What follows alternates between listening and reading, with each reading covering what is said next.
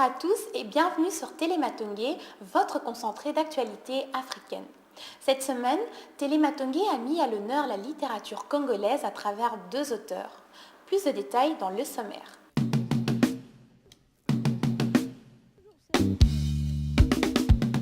Grand Lac, sur les routes malgré nous. C'est le titre du livre témoignage dédié au conflit qui endeuille l'Est de la République démocratique du Congo.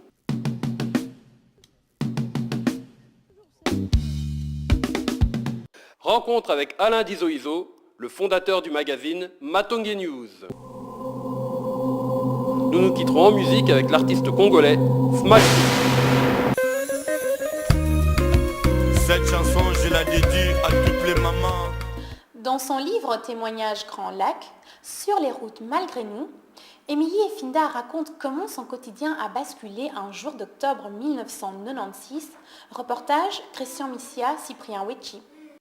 Aujourd'hui, nous recevons Madame Émilie Efinda, qui vient d'écrire un témoignage qui est sorti tout récemment chez l'Harmattan, Grand Lac, sur les routes malgré nous. Émilie Efinda, bonjour. Bonjour.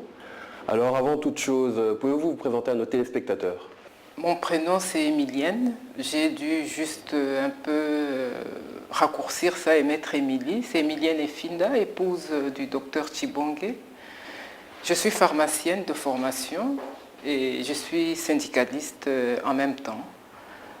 Syndicaliste à l'Union nationale des travailleurs du Congo, à Kinshasa pour le moment. Alors, on l'a dit, c'est un témoignage qui raconte un peu vos péripéties, si je peux dire, durant la première guerre du Congo, lorsque Laurent Désiré Kabila est entré au Congo. Alors, vous pouvez un petit peu nous raconter en deux mots comment se sont passés ces événements, j'imagine, dramatiques? Effectivement, c'était des événements dramatiques qui ont touché pratiquement tout le territoire national, mais nous étions les premiers à être concernés par cet événement-là. La ville était menacée, nous étions à Bukavu, mon mari y travaillait, moi aussi j'y travaillais, nos enfants faisaient leurs études là-bas.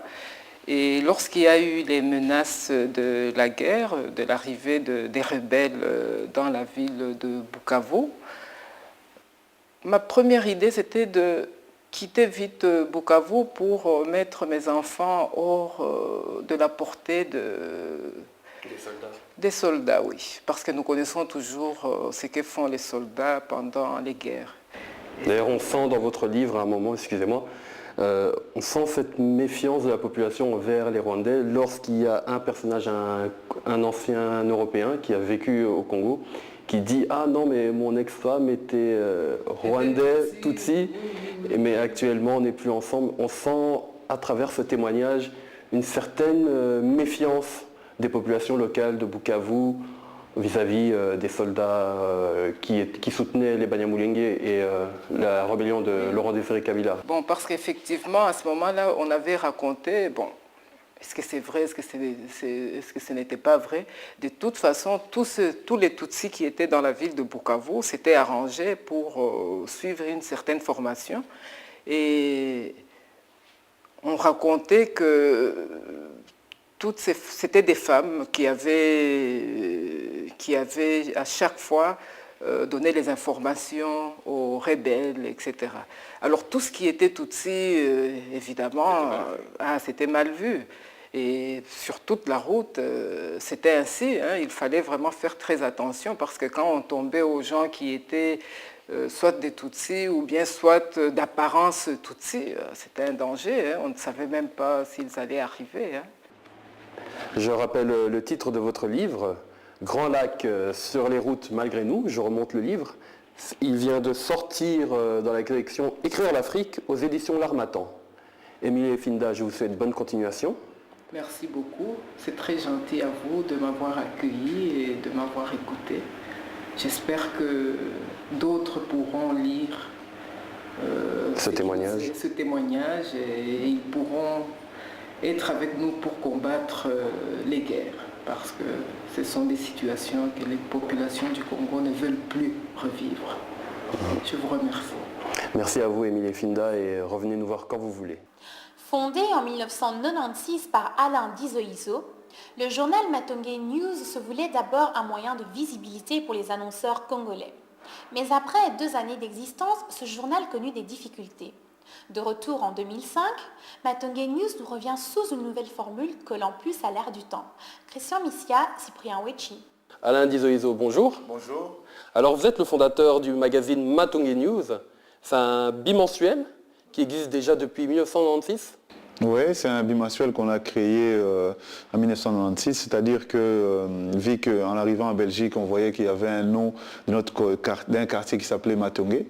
C'est à travers le nom de notre quartier Matongué là qu'on a su créer les magazines pour essayer de rassembler la communauté congolaise. Alors quel était l'objectif de ce magazine justement? C'est-à-dire qu'au départ que j'avais commencé avec un magasin de disques à Matongué, c'est-à-dire que je vendais la musique africaine en général. J'ai vu qu'au moment des commerçants ne faisaient pas la publicité.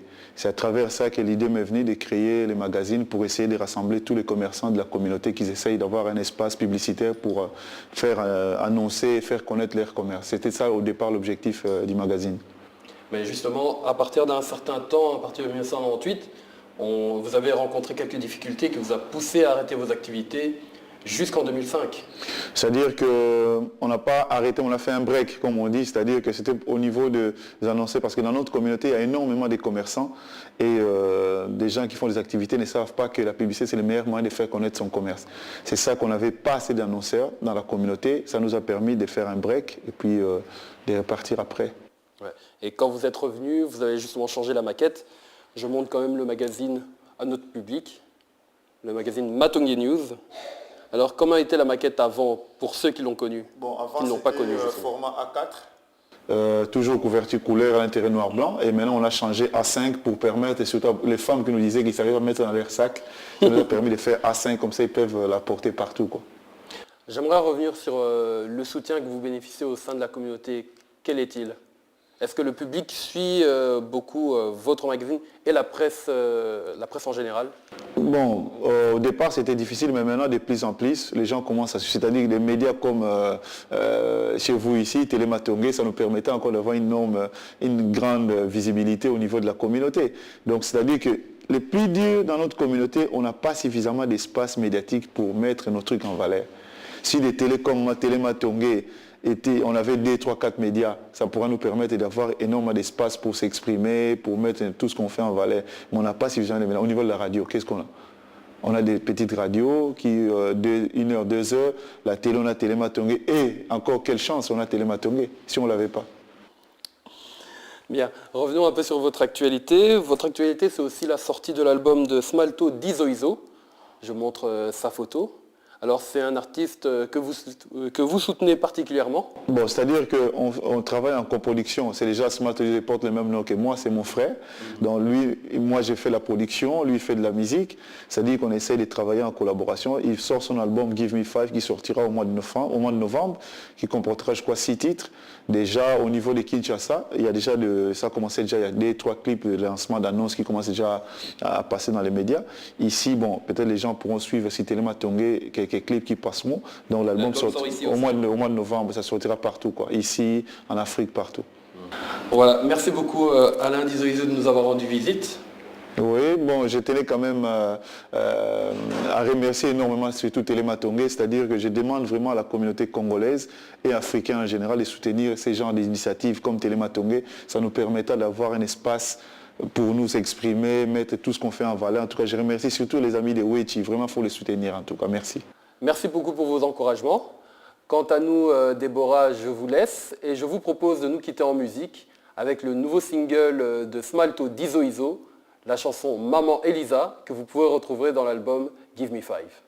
Comme nous l'a suggéré Christian Missia, nous nous quitterons donc en musique avec le nouveau titre de Smalto Dizoizo, Maman Elisa. Quant à moi, je vous dis à la semaine prochaine. Simba de se simbi di babi likola solo likola loso guya ya di bozo ma Elisa di. Cette chanson je la dédie à toutes les mamans du monde entier et à tous les enfants bien éduqués.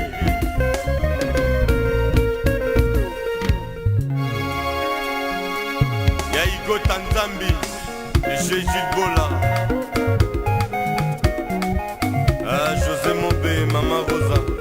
Suzana na XL mamema lusansu ezali rare moto asiporte bakatrice na yo ya bomwana ntina ntango yo okomi majeur